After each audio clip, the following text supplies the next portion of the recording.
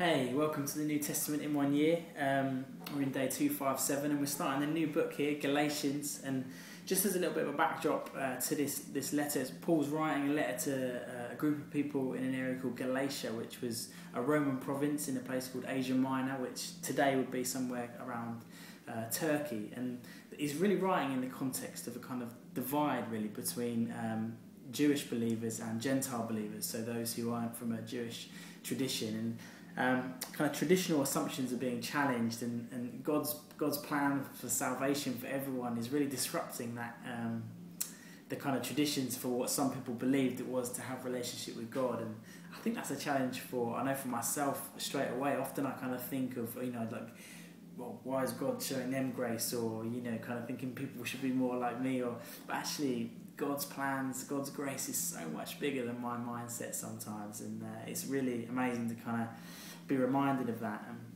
So Paul's really kind of tackling the issue of some false teaching going on here. There's pressurizing of Gentile believers into kind of certain traditions and rituals and what it means to be of the faith, and Paul wants to tackle that. And it's kind of straight away, Paul always starts his letters with an introduction, with like a salutation, and here it's quite interesting. He says, Paul, an apostle, sent not from men nor by man, but by Jesus Christ and God the Father, who raised him from the dead. And so it's kind of straight away from verse 1, he's almost like, he's making it clear that this is a divine appointment, if you like. He's not being sent by man, he's being sent by God. And it's almost like he knows that he wants to get straight into this. He wants to stake his claim and the reasons why this letter is so important. You can tell by that urgency that he really wants to get down to business, if you like.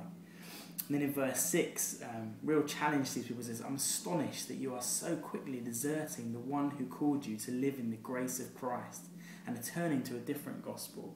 And again, it's that sense of, this is a gospel of grace. Why are you turning to a different gospel? Let that be a challenge for us today. I love this bit in verse 10. It just says, if I was still trying to please people, I would not be a servant of Christ.